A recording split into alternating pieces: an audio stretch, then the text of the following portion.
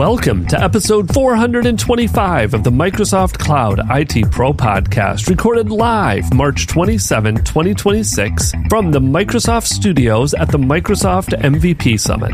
This is a show about Microsoft 365 and Azure from the perspective of IT pros and end users, where we discuss a topic or recent news and how it relates to you. In this episode, Scott quadruple books himself with meetings, and Joy Apple joins Ben once again on the show.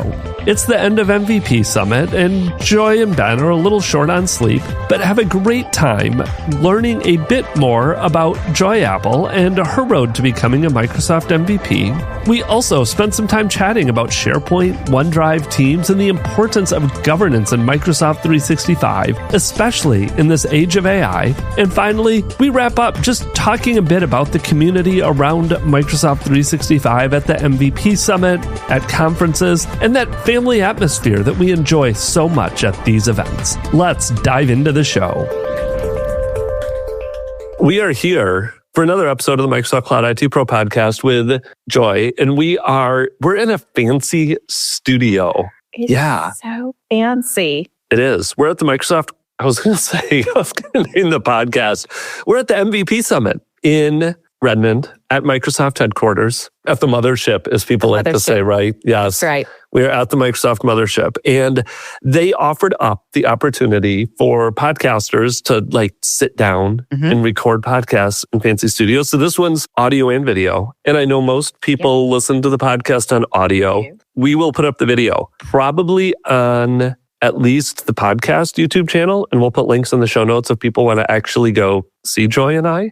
And who wouldn't want to do that? You'll have the video. I don't know, you may put stuff up some places too, but I've been known to do it. You have. I will let you, most people know me. I mean, you've been on the podcast once or twice. Has it just been once? This is twice. So do you want to tell us a little bit about Joy Apple, who Joy Apple is, what Joy Apple does, where Joy works? I can do that. All of that? All the things. But first I have to be paranoid because we had to push a button to turn on the video, but the audio is just going, right? The audio is going. We can see it over here. See the little green lights? They're flickering on the bottom there. I feel better now. Do you feel better? Okay, Perfect. I'm good. So hi, I'm Joy Apple and I'm paranoid. But let me see. Who am I? What do I do? Where do I do it? So Joy Apple, I've been in the Microsoft space. This year turns over to 20 official years. Does it really? Where did you get your start? In a bank. In the Microsoft world, in a bank? Nope. Oh. So I was in the financial industry. Did you know that human beings in general are really uptight about their money in their houses? Yes. Imagine that. Imagine just those things. I didn't love it, but it was fine. Okay. But I was the self-taught geek nerd. If something didn't work, I was not, but I was the on-site IT person because our IT was 2 hours away. And you weren't scared to push a button? I'm not scared to push a button. Even at a bank? There are destroyed household appliances from when I was a child. Because before Joy could walk, she would crawl and push buttons. On a microwave with metal in it? Yeah. So I had an opportunity. I was approached by someone who was helping to write a book with Microsoft Press. And they asked me to do some copy editing. It was for the Microsoft Office SharePoint Server Administrator's Pocket Consultant. That is a mouthful. I know. And if you had a pocket that was 10 by 5 by 3, the Pocket Consultant would fit into that. That's a really big pocket. Really big pocket. Is it because the title had to fit on the front of the book, so they had to make the book that big? And I think it was that was when they would put tool images on the front of the book. So it was like a pneumatic handle or I don't know. But I was like, this is really cool because the bank at that time used Lotus. And which was that's some of the OG collaborative software, right? And I was trying to convince them, we could see each other's calendars. We could manage mortgage appointments and things like that. We could do that. And they're like, it's too complicated. Just print the calendar out. So all those kinds of things. But going through this book, I was like, it's really interesting. I want to know more. Well, if you've ever written a book, it probably doesn't make you rich instantly, if ever. You know what? I have heard this. I have never written a book, but I have talked to enough people writing books. It's always in the back of my mind. It would be really cool to have a book with my name on it. And then I talk to anybody that's ever written a book and they're like, don't do it. Okay. Don't do it. No, it was fun, but I wasn't paid in money. I was paid in training. Oh, interesting. Because I was like, look, because I wasn't a cover author. I wasn't contributing content. I was taking engineering words and putting them into sentences. Engineers don't talking Shocking. sentences. We love you, engineers. Understandable words. We love you. I was raised by an engineer. We love you. I'm an engineer. You can make fun of me. I would have to completely rewrite everything. So I learned SharePoint. I went to web content management training. I went to end user training. I went to admin training. And within 2 years of that, I moved to an official IT role at a government contracting facility in Huntsville, Alabama. Then I became a trainer. Does it have a name? We are just going to leave that alone. Then I became a trainer and then a consultant. So like literally it was right time, right place, grace of God, the right opportunity. Because I don't think any of us grew up wanting to be SharePoint professionals when... I did not. Well, SharePoint didn't exist when I was a kid. Fair. But I also did not grow up with these aspirations of...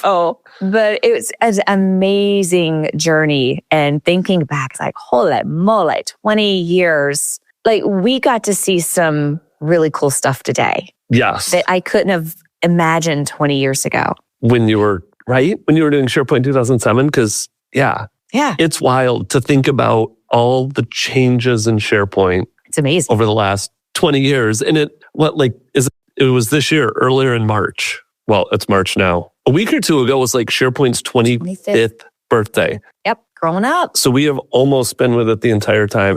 I got my start about the same time you did. It was like 2005, 6. It was sometime. I did stuff with SharePoint 2003. Mm-hmm. Oh, WS. But it was about the time 2007 was coming out. Yeah, okay. So I think it was somewhere between, it was like 2005, 6 time frame that I got my introduction to it. Yeah. It's an amazing journey. I mean, you always take turns as you're going down your career path. And sometimes like, why'd I do that? Or I wish I'd done this different. But then like for me personally, I'm at my 3rd or 4th in-person MVP summit. Okay.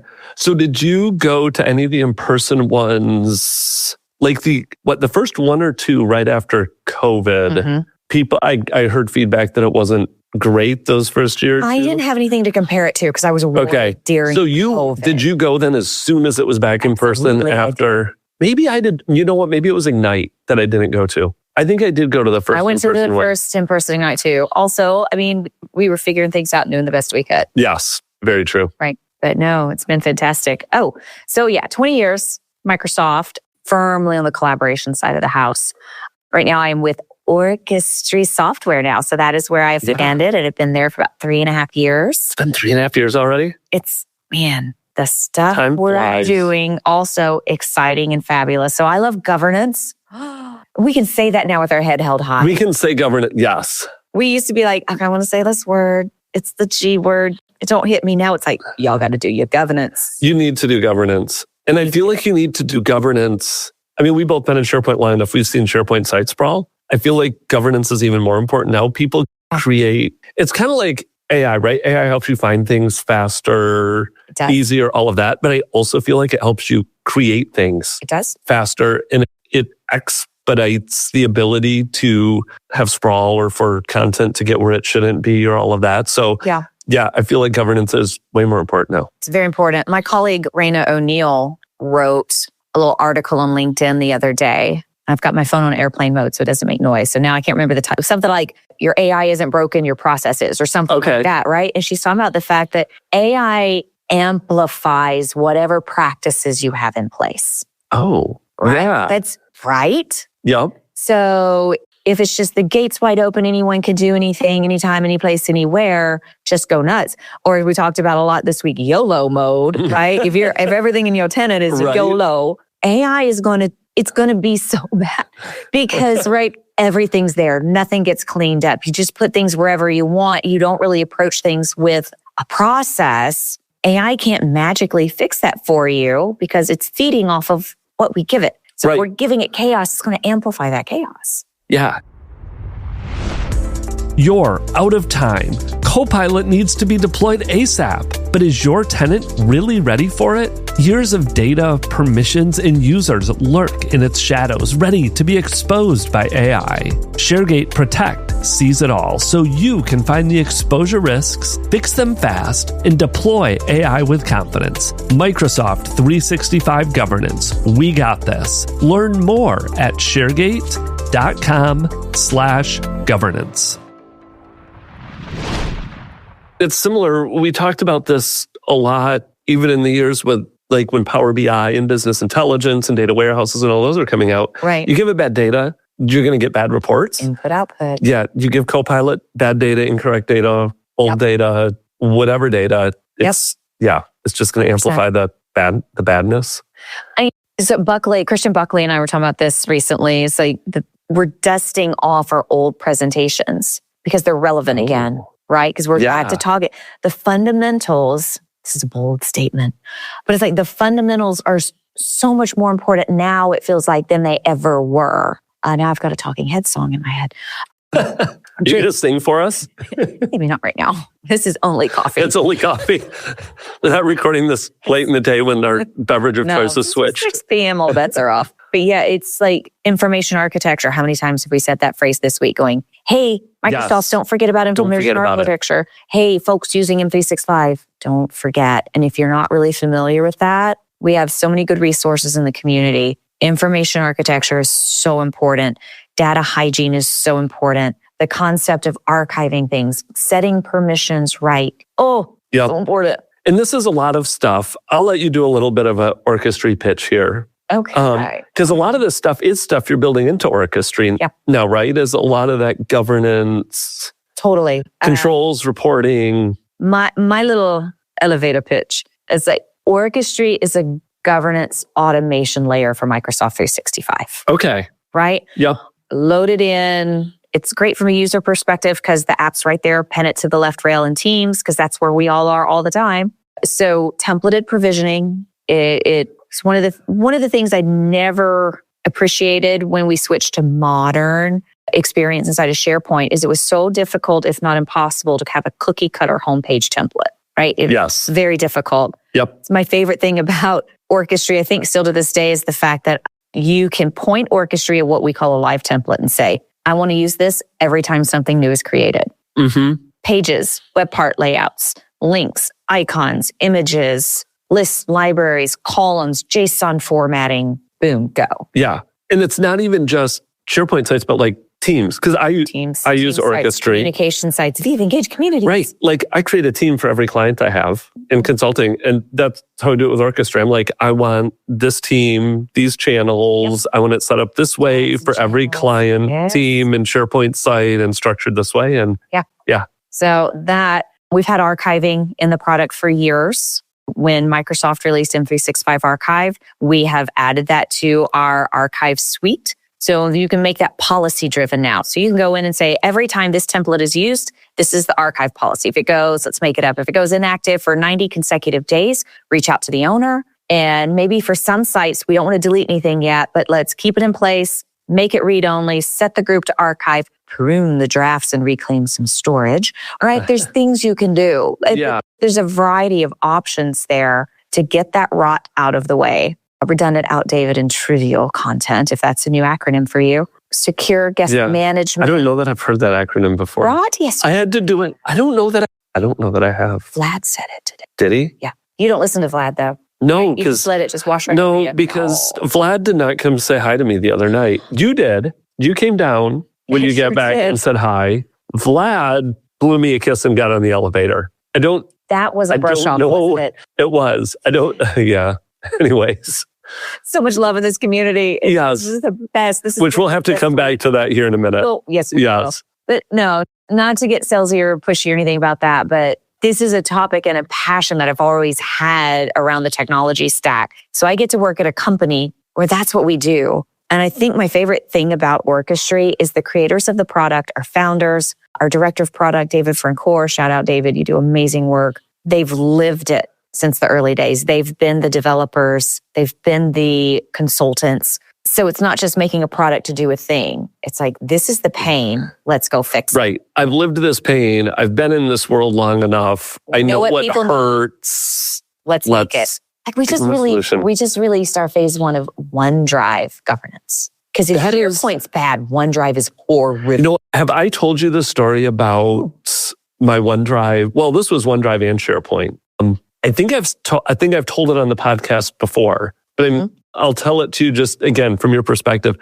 I have some clients. I've had a lot of work lately around people wanting to roll out Copilot and do governance on their data. They're like, what do I need to do to roll out Copilot? I'm like, you should really make sure how your stuff is in SharePoint. Right. Put your therapist on speed dial. Yes. And I did it like, I'm sure I could do this with Orchestry. I have my own PowerShell script that I point at SharePoint and just say, go find me all the sharing links and how they're shared and who they're shared with and all of that. Yeah. It's already built in. I built a PowerShell script. You don't need it. We can do it for you. Well, I did not build a PowerShell script. Claude built a PowerShell script.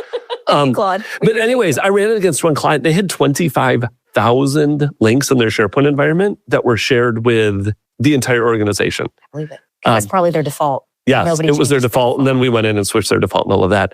This was a new one for me. One of their users' OneDrives, it gave you, this was one of the built-in SharePoint reports in SharePoint Advanced Management, the SAM reports, or data access governance. Do you need to tighten your... Yeah, I feel like it's, we're having Go higher. Technical difficulties will try. Okay, I'll keep going though. Yes. But I looked at this report and one of the items in there is how many users is your content shared with? This one user's OneDrive, 2,500 different people had content or access to some content in his OneDrive. That's going back to your OneDrive governance. It's like because of sharing is great. I love the ability to share, but there is absolutely that governance need. Like because you cannot have that many people having access to somebody's OneDrive without realizing what and how, especially folders. That's the other aspect. Someone shares a folder and all of a sudden they start dropping content in it without realizing that folder is shared. For long. Yeah. Yeah. Because that content grows. Because it's what we do. We create content. And part of that comes back to us. And I'm saying us as like the broader admins, subject matter experts, whatever your role may be. We've got to convince our organizations to do proper training. Yes. Got to. Because just because you can share everything out of your OneDrive, it does not mean you should. Right. That should be in a team with the proper audience, guardrails, what have you. I can let anybody into my house, but should I let anybody into my house? I don't know. Sharing is caring. I'm not that sharing with my house. No. Going back to your early statement about the bank, I care about my house. Right. We get uptight about house. I am not sharing my house with everybody and anybody. I have proper governance around who's allowed in my house. External users. Yeah. What's an internal? My family are those my internal users in my house?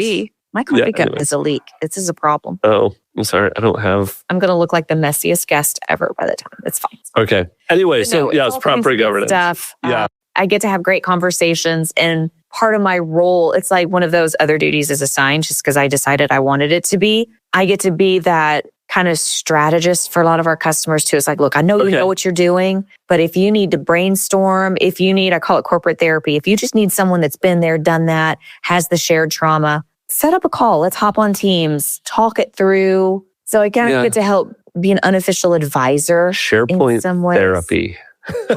I think there is someone out there on the socials that is a SharePoint therapist. I should know who that is. I can't think of it right now. I don't know who that is. Yeah. I'm not going to look. I'm going to stay focused. Resist the ADD. Yes. I will do it. Squirrel. Yeah. So anyways, this week, we were at the MVP Summit. Yeah. We mentioned that earlier. We did. And we've both been, have you been an MVP? Have we been MVPs for about the same amount of time? I think I'm on year 3 or 4. 4? I am on year 5. I just got my 5 puck last year. So you're ahead of me. I can't remember how many pucks I have. That is cool. That was very exciting. But this is you said it earlier, your favorite week. This is a lot of people's favorite weeks. It is. And we can't really talk about the details. There are a lot of details. We wouldn't get to be invited back. Yeah, we would lose that MVP. But I think we can talk about just the experiences and even why it's our favorite week. Mm-hmm. And a lot of it has to do with for me, it's like what I said about Vlad, just the feel of it almost being like a family out here. It's like a family reunion every year. It really is. And people are like, oh, it's lame, or roll their eyes. But no, really, when I was in my Uber pulling up to Building 33 on Tuesday, my driver saw the lines because it was before the keynote, right? That was the official day, right? Yep. So people everywhere, shuttles were dropping, all this stuff. And he was like, oh my gosh, what is happening? I was like, today is the first day of MVP Summit. I said, there are people, we're here coming in from all over the world. And I said, this is the one time of year, if you get to come, you might only see your friends this one time a year. Yeah. And I think that's the first bit of excitement is that. But then, I mean, we're MVPs because somehow, some way, we got on the right radar or whatever, but it's because we love to share and to talk and to explore and to experiment with this technology. So now we get to come to the mothership once a year. Yeah. Talk to the builders, talk to the program managers. They do a little bit of show and tell. We get to give them feedback.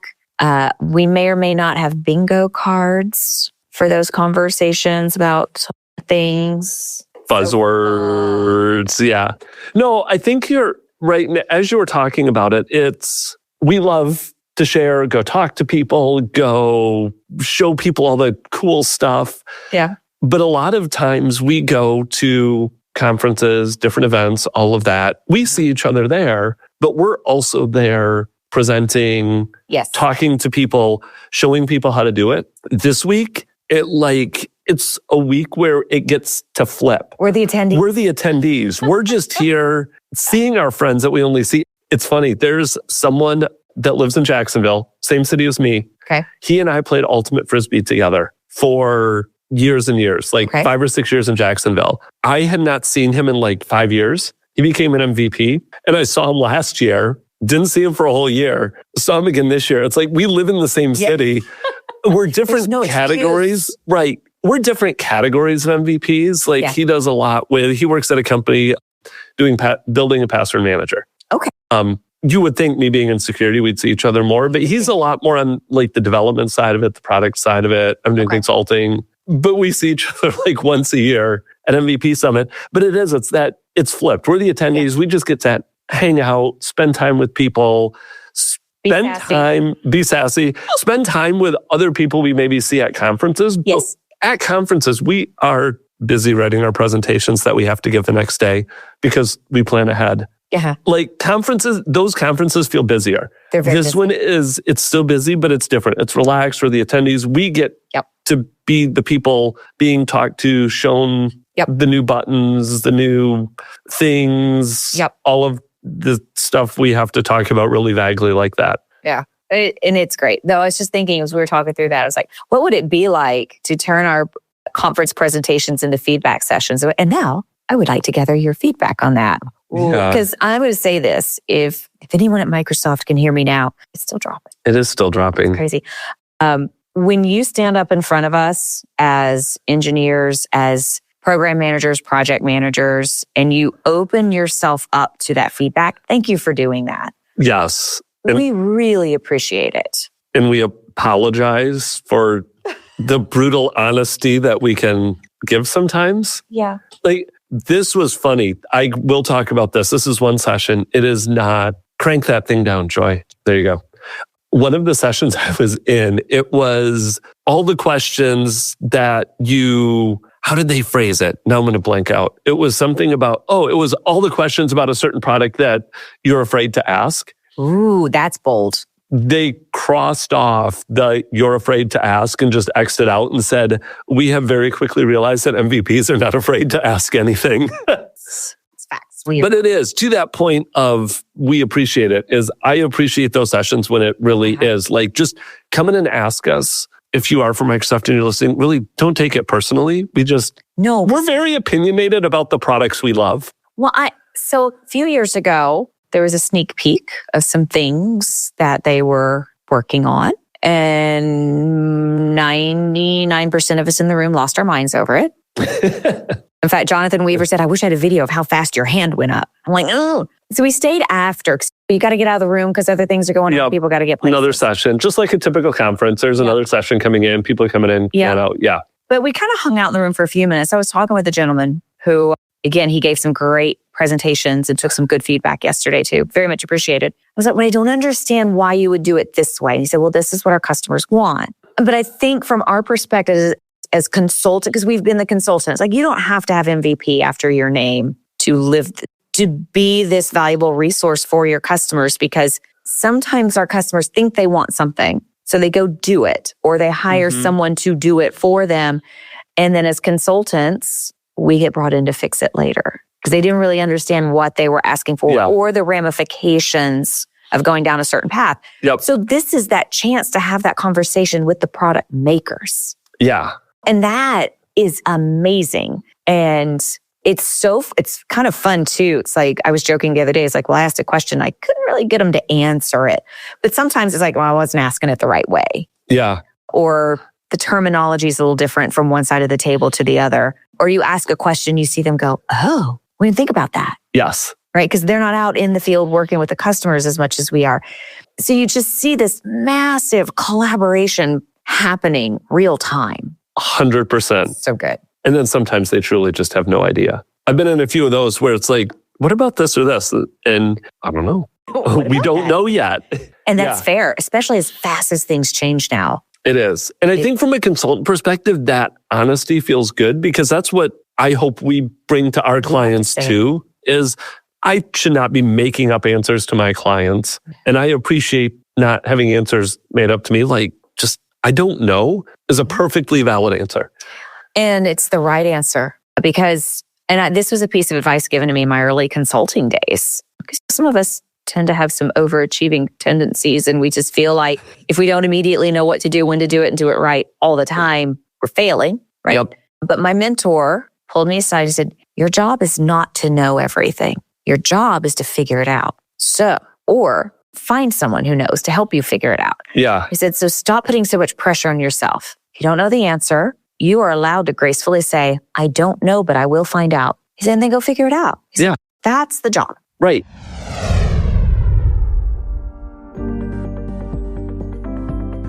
This episode is brought to you by Trusted Tech. If you're managing Microsoft 365, you already know licensing isn't simple. E3 versus E5, the brand new E7 licenses, Copilot security bundles, and with price changes coming in July 2026, the stakes are getting higher. Trusted Tech helps IT leaders make sense of their Microsoft 365 environment with a free licensing consultation. Their engineers analyze what you're licensed for and what you're actually using, and where you can optimize, whether that means consolidating security tools, preparing for Copilot, or eliminating wasted spend. Plus, they offer proactive and reactive support, which has been awarded yet another solution partner designation from Microsoft for support services. If you want a clear, data-backed plan that has helped over 7,500 subscribing customers save up to 20% on Microsoft 365 before your next renewal, visit trustedtech.team/MSCloudPro M365 and schedule your free consultation today.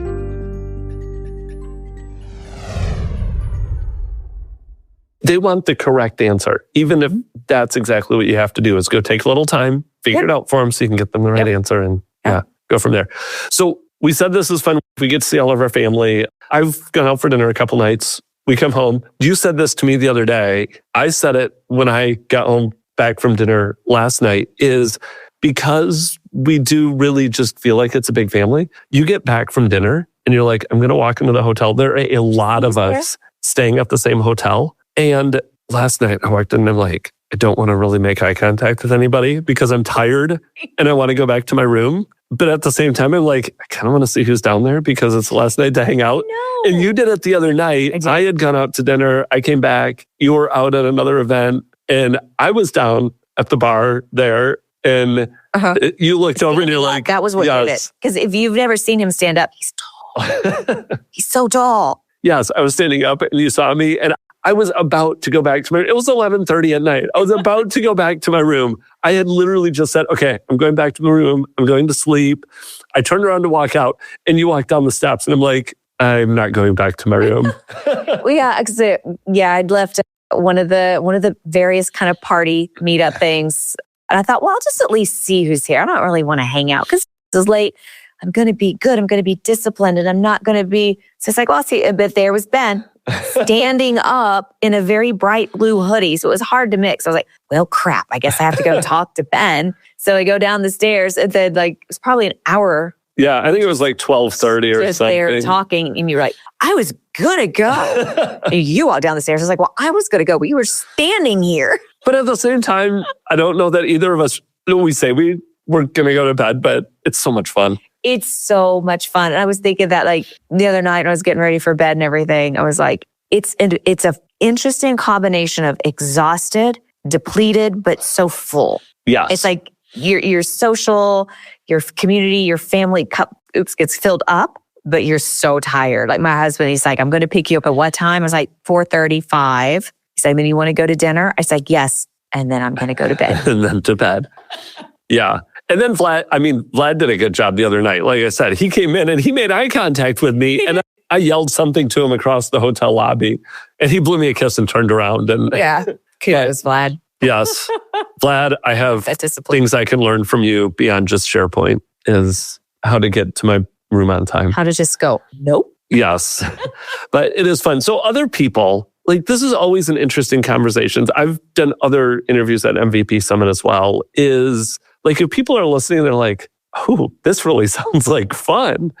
I want to be there. Obviously, the first requirement to doing this is being an MVP, but what was your journey to being an MVP? Like, how did you go from I'm doing consulting, I'm helping edit books, now I'm doing SharePoint consulting to the MVP? Because I feel everybody's journey seems to be different. It's a little different. It's interesting because so that's one thing to call out. It is different for everybody because there's no checklist that says do these 10 things and you too will be an MVP. It's not a certification, it's an award. Yep. I am a communicator, trainer, teacher, sharer at heart, right? Like if I know something, I want everyone to know it because it's amazing.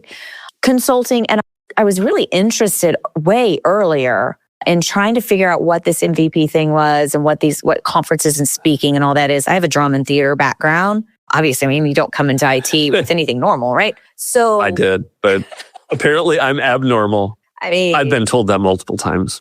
My family tells me I'm not normal. I'm the not normal one in my home, and I embrace it. But so was that your you went to school for drama and theater? I went to school on a drama and theater scholarship. Okay. Yeah. But then I became a server admin. And it was like...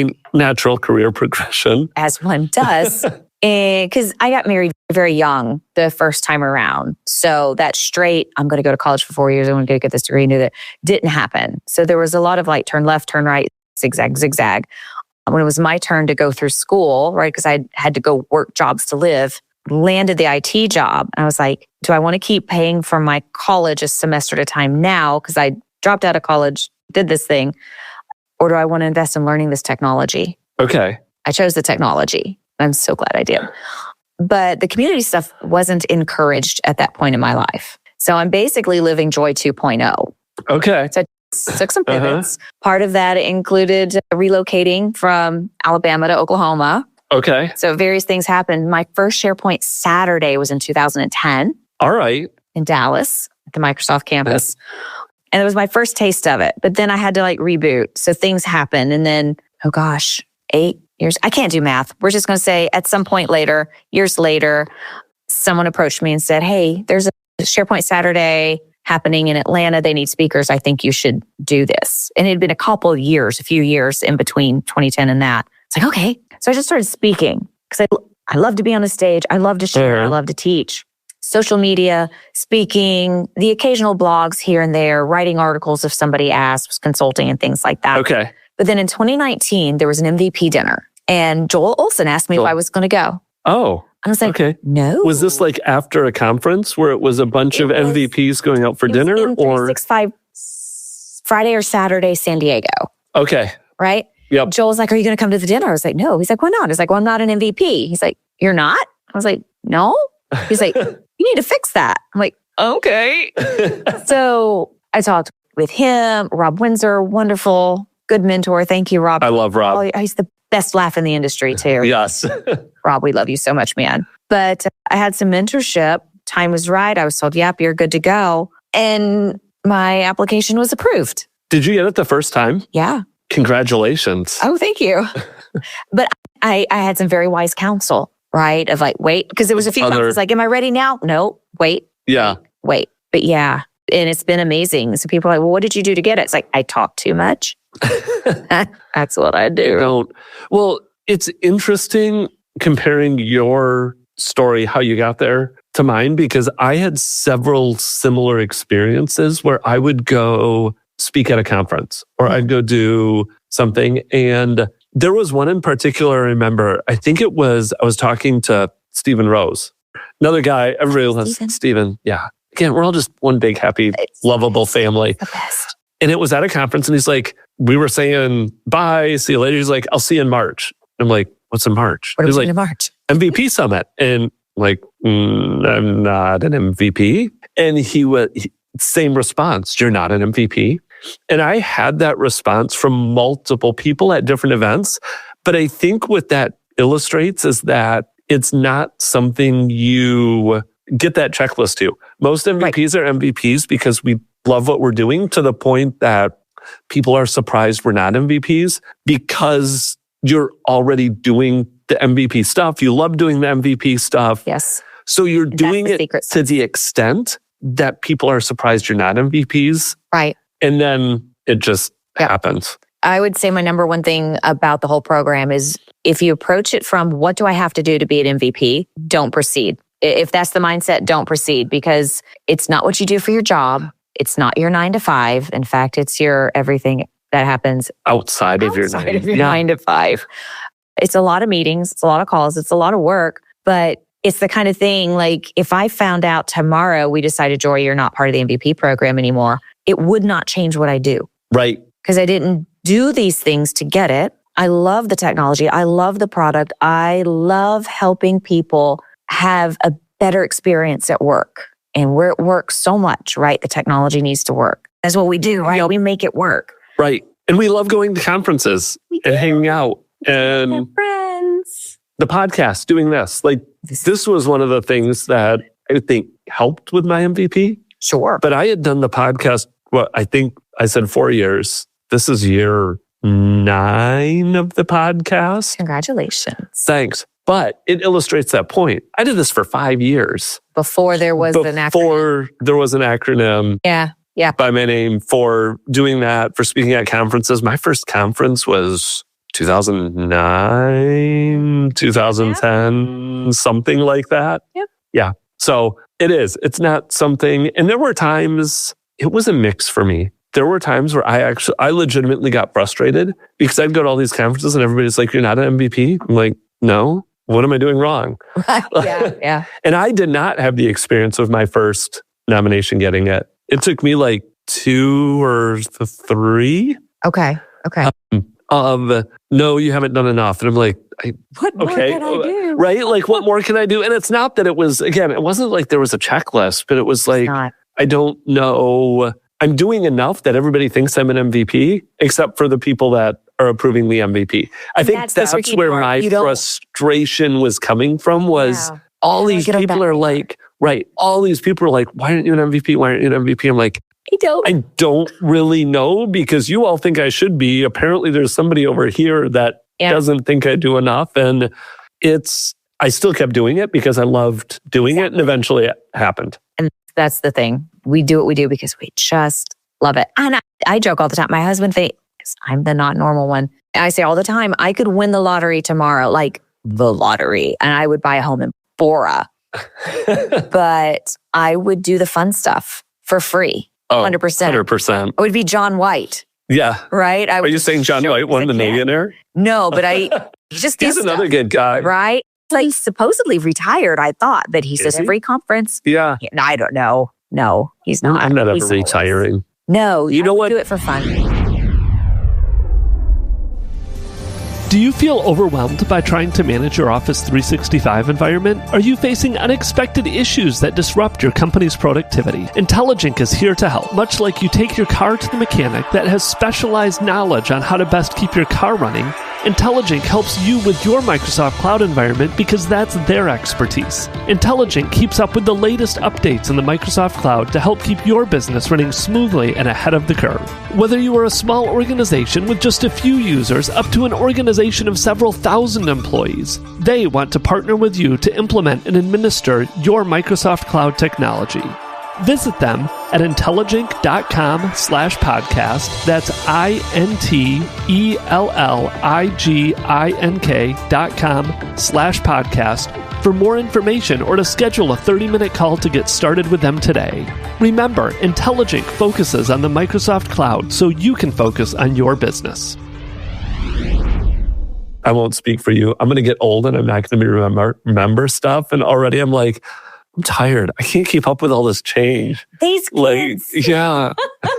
This gen whatever. There's an MVP, another MVP story. I was at a conference recently and we were all sitting down and chatting and there was a new MVP there. And it came out that this individual was born in 2001.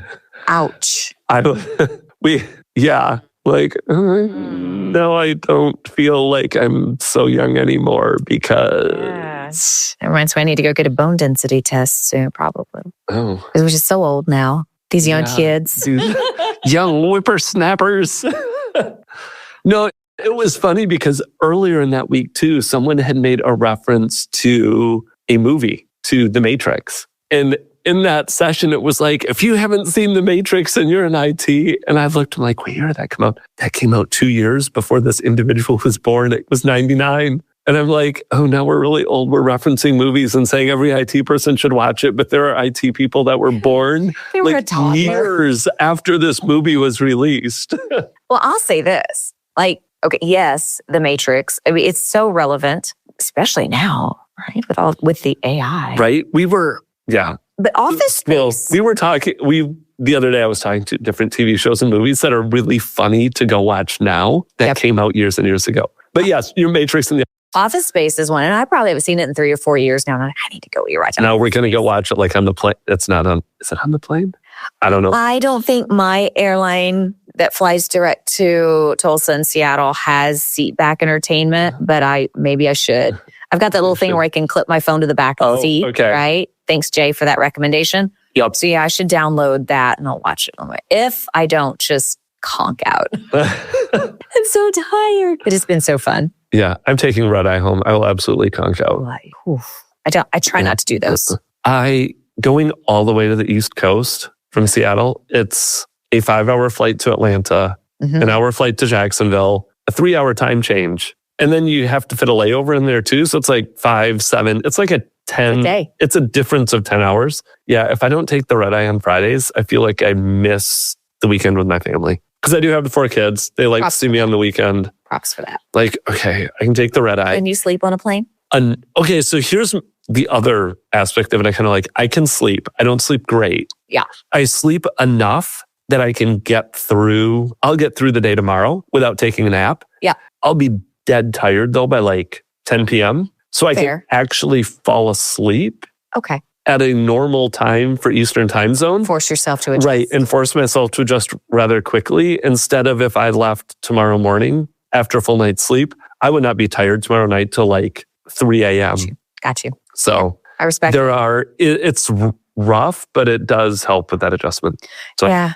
I used to have to deal with going from Seattle to Atlanta, then back to Tulsa. But thank you for Alaska Air for having direct now from Tulsa to Seattle and back. That is a quality of life improvement for me. Nice. Yeah. Yeah. See if they want to sponsor the podcast. Alaska Airlines? Yes. We appreciate you, Alaska. Yes. That would be interesting. Flag. I'm shameless. You're shameless in your promotion of everybody. All right. With that, we've been talking for 45 minutes. It's what we do. It is what we do. I think you made this comment the other day. Somebody asked if we could talk for 20 minutes. You're like, we can talk about absolutely nothing for 20 minutes. 20 minutes? Yeah. And make it seem like... Let me show you. But there is a little bit more of a session we could go to. And our listeners might want to... Yeah. You might have other things to do. They might have other things to do. There was something else I was going to say. Oh, we would get kicked out of here if we keep talking too long because there's someone else recording a podcast after us. Unless that door locks. Does it? Yeah.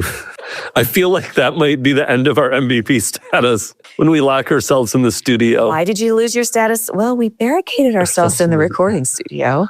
Yeah. Oh, my. All right. Awesome. Well, thank you. You're welcome. Thanks for coming on. It's been fun. Scott, you missed out. Sorry you triple booked yourself today. Yeah. Maybe you should learn how to use a calendar and Outlook. No. That we have the technology. We do. Like, there are ways to make sure you don't triple book yourself. Pretty soon, AI will make sure we don't. I don't know that I'm ready for that, to be honest. Don't know. Because I don't know that it'll depend on how smart AI is, because I very much will get triple booked. And there is quite a process I go through to decide which is the one of the one I'm going to keep, because it is not always the first one in. Agree. It could be how easy one is to reschedule versus another, deadlines that AI may not know anything about. Yeah. No, but it should, because it's all on the graph. Are my There are deadlines in the signals. graph, or are they in my head? That's a you problem. That is a me problem. Thanks. I have lots of me problems. Y'all do. But Okay. yes, with that, thank you again for Absolute pleasure. joining me last minute due to Scott's faux pas. Yeah.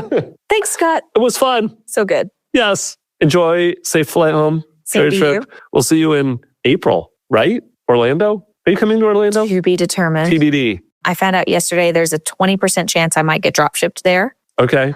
In a cardboard box? Like, would you really get shipped in a cardboard box with little air holes in it? And If they put a mattress and I could lay down and just like conk out, yeah, I would be down for that. That's probably better. right. So where are you going to be? If people do want to, Ooh. yeah. If people want to go find you or see you in person, or you're on, so where's your social media of choice? Is it LinkedIn? It's pretty much LinkedIn these days, That for is- sure. That's where we've been. So yes, kinda they can go standardized find you on on that. LinkedIn, or Find what on conferences LinkedIn. do you have coming up? I'm going to be at CommsV next in Denver. If you've never checked that out, do it. If you have a passion for unified communications and or collaboration, they will have you covered. So that's a May 5th and 6th, I think. That sounds right. It I'm sounds not going to right. be there, but those dates sound right. You should be there. I have been told I need to go there. Every year I end up with so much good. that time of year, and it hasn't worked out. But I'm it going to had my harass list. you and make you do it next year. Okay. I'm also going to be at TechCon 365 in Chicago in June. Okay. Tech Mentor back here in Seattle in August. All right. Maybe TechCon 365 Seattle also in August. I just can't remember if they've started accepting or if I They got have accepted. not started accepting. I do know that because I submitted for that one, and I talked to people that said Okay. they have not started Okay, accepting yet. cool. So you have not been rejected. Yes. The hope is still alive. Right? That's always, I wish. Yeah. Anyways, side topic. Yeah. That one. Yeah. Ignite, maybe. To be TBD. determined. Okay. It's November. In Sandy. Branson. I'm going to be in Branson. September. Yes. Yes. Sometime in September. Early September. So yeah, we're going to be everywhere. I might even be at ESPC. Oh, that one's coming up soon, right? Or when is that one? You'll leave the weekend of Thanksgiving. Okay. That one's November. Late November. All right. That's So- right. Because that one's right by Ignite. Yeah. Like there are people that like go from, Which is why I straight didn't from do one to the Ignite other. last year, I think. I don't know. Okay. Maybe just like if my calendar says to be there, I book a flight and I go.